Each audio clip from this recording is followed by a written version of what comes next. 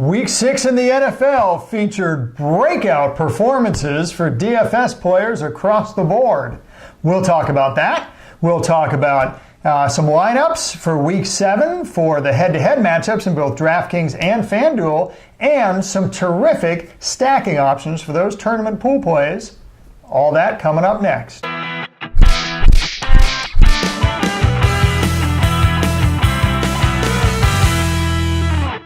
Hello, everyone. I'm Gary Kurtzman. And I'm Eric Lee. We're the Fantasy Football Consultants. And Gary, another week in the books, and it was an exciting one. Yeah. But I think what is most exciting is the fact that, look, here's what, if you're new, this is what we do in the show. Our goal is to try to give you some of the best value plays on both FanDuel and on DraftKings. And we decided to make a little contest of that. Yep. My 5 best value plays by position in putting together a team, the head-to-head against his DraftKings team.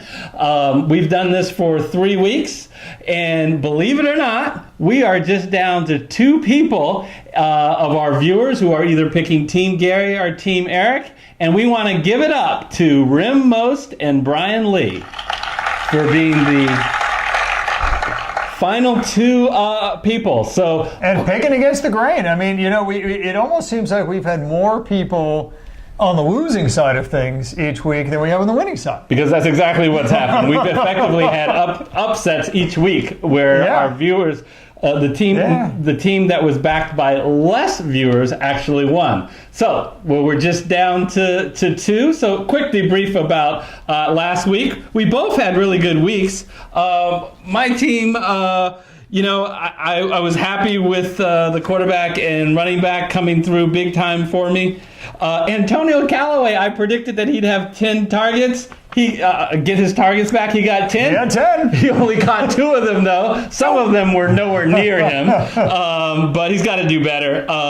And I think we both got a little hosed by O.J. Howard mysteriously coming back and playing when, at least on filming time, he was definitely not going to play. 8 into Cameron Brate's time. That's okay. We both picked Cameron Brate, so that was a wash. And he got a touchdown anyway. So that on his only target of the day, mind you. So at least he made it count. I would have won. Cue the crying sound. But man, Carlos Hyde screwed the pooch. Actually, it was the Browns who screwed the pooch. They fall behind so early that they decided to run it less than 20 times. Oh, but they threw it 46 times? Okay. You asked for it, I think, Gary. I asked for it. I got it. That was the difference, folks. I went down in flames. I learned from my mistakes. It's not going to happen this week. Yeah, you didn't have a bad week. You just Gurley completely went off. Yeah. All right, so here's the deal. We're going to set you up for the great plays for Week 7, and I'm going to start off, Gary, with my team. Who is on Team Eric? Let's bring it out. Playing at quarterback.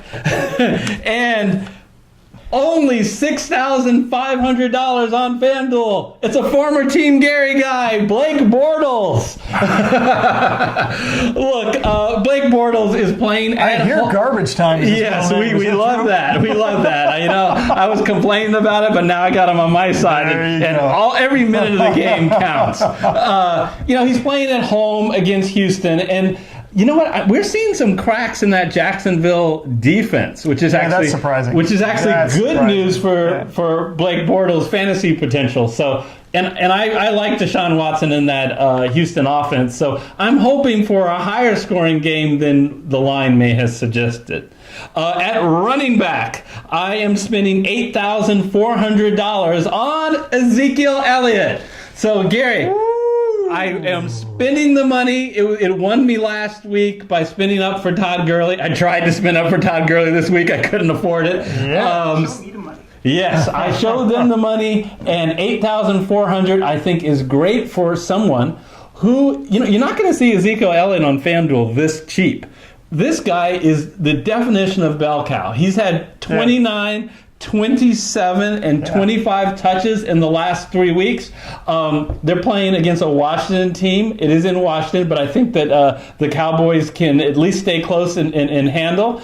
And even so, Ezekiel Elliott's had one game this year where he caught 7 passes. So he's getting involved in the passing game. Somebody's catching 7 passes on Dallas. Jeez. So I'm excited about Ezekiel Elliott. At wide receiver, I am probably my pick of the week.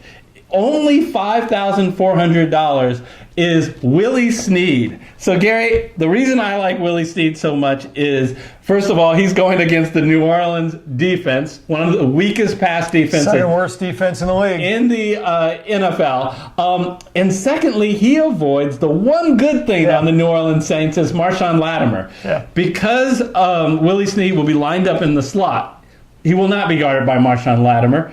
And on top of all that, a little bit of a revenge game. Willie Snead had spent a lot of time with New Orleans. Yeah, that's right. Now he's going against them. That's right. Any comments about the Snead pick? Are you shaking in your boots, or are your boots just fine? I Snead him on my team. Yeah. So we'll read very closely to my tight end pick. It is Jordan Reed for $6,000. You know, I'm the first to admit Jordan Reed is yet to have a breakout game this year. That's why he has fallen all down to $6,000. But I've said it from the beginning of the year. The only issue with Reed is his health. He is healthy now. So for $6,000, I would jump on that at home. Reed is going to break out for a multiple touchdown game very soon, and I'm hoping it's this week. That is a bold call for somebody who really, like you said, just hasn't broken out at all this year. And frankly, has been less efficient than his teammate Vernon Davis. It's not an issue of opportunities. They are targeting him consistently each week. It's just him getting goal line and opportunities and getting into that end zone. My last pick is at defense, and for only $3,400, which is not much on FanDuel, I'm getting the Buffalo Bills. Sometimes, Gary, in fantasy, we spend so much time talking about fantasy and not real life. Real life, Buffalo Bills have an incredible defense. They would even be a lot better if their offense could just hold on to the ball a little bit. They seem to be on the field for a long time. They're third in the National Football League in sacks.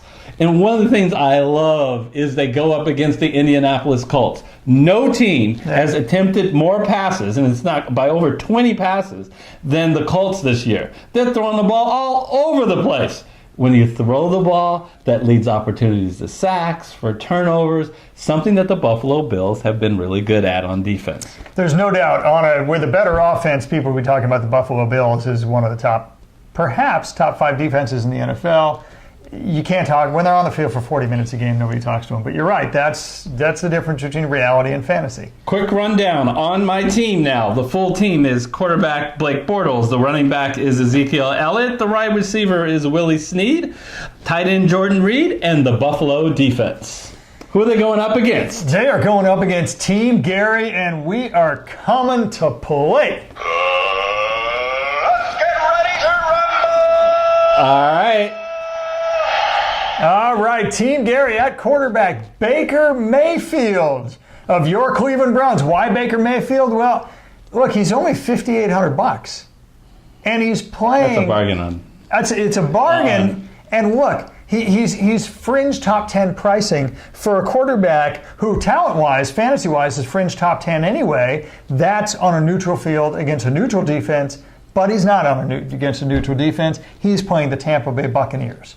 I don't know why the pricing hasn't adjusted for that, but Baker Mayfield, mark my words, will be, fantasy-wise, a top 5 quarterback this week. Why?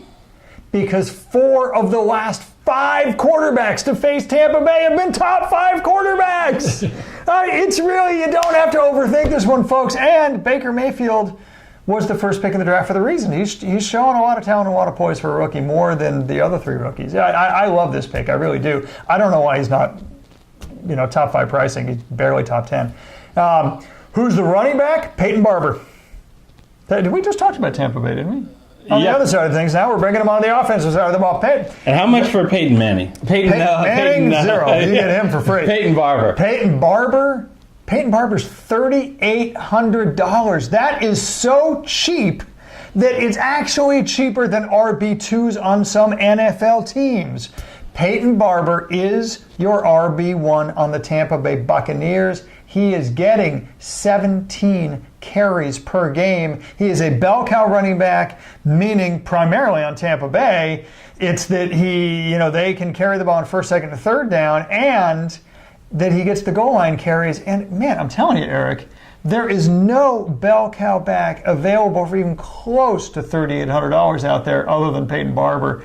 This is one of those weird pricing snafus where I think maybe DraftKings bought the hype that Ronald Jones II was going to come back. He's not. Yeah, they had a bye, and they had 2 weeks to take a close look at Ronald Jones II, and they decided, he still sucks. No.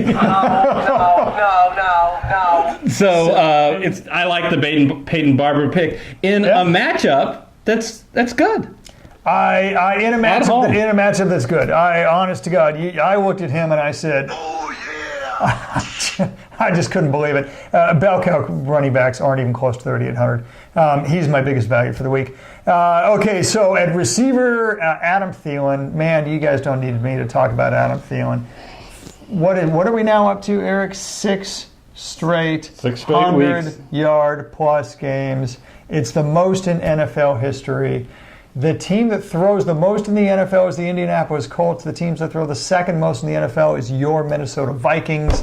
And on that team, they throw the most to their slot man, Adam Thielen. It's terrific. He's been the most valuable wide receiver in fantasy, and not many people would have ever guessed that at the beginning of the year. No, and he's $8,600, so you're paying up for him. There's no question about it. But man, I got to tell you, you pay up for the bell cow the top running backs go for 10 grand. You can get the top wide receiver for $8,600. Adam Thielen is every bit as valuable as a top running back. That's a bargain.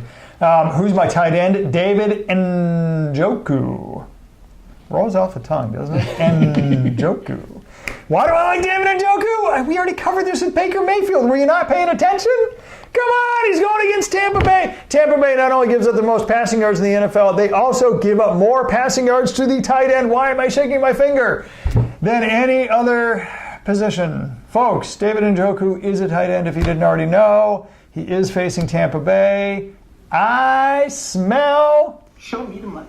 Big money! Except he's not priced that way. He's only $4,200. Look, he may very well be the tight end one after we're all said and done this week. It would not surprise me. Why? I said this before.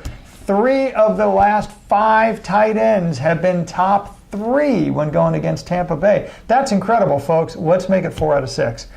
David Njoku. Finally, the Eagles, as my defense, they're only $2,600 for a top 5 defense. They're going against Carolina with Cam Newton, who's not a especially accurate quarterback. I love the Eagles pick. And just to round out my picks, the value picks for the week on DraftKings, Baker Mayfield, Peyton Barber, Adam Thielen, David Njoku, and the Eagles defense. All right, so you can take a look at our complete teams. And Gary, I think this is going to be a really interesting one. You just are really hoping that you don't see Tampa Bay 3. Yeah. Cleveland 0 in the fourth quarter. Well, that's right. But Eric, it all gets down to what's the right strategy on DFS. And now we're going to pivot from the head-to-head and the tournament pool play. But the strategy there is stacking. And I think what I've just illustrated is a fantastic stacking opportunity. They don't get a whole lot better than this, folks. Baker Mayfield to David Njoku. You have top 5 quarterback 4 to 6 times in Tampa Bay. Top 3 tight end 3 out of 5 times versus Tampa Bay. And they're both priced at the fringe top 10 levels. Eric, that to me is an incredible bargain. Yeah, my stacking is Joe Flacco and Willie Snead. Flacco's only $7,500. I've already talked about Snead for $5,400. I don't need to go over it again. But what's interesting, if you use my 5 value picks and you throw in another value pick that I really like, Jermaine Curse at only $5,000, and if you go with Callaway again at $4,800, you can actually fit in your FanDuel lineup Todd Gurley and Adam Thielen. That's in addition to Ezekiel Elliott, who I already have in the lineup. So I really like that this week for a complete lineup. So with that, we'll have to tune in next week to see what happens. please go ahead and tune in. We've got some really interesting things that we're planning for DFS in the future. We're going to actually start to release our entire lineup and talk about cash plays and tournament plays.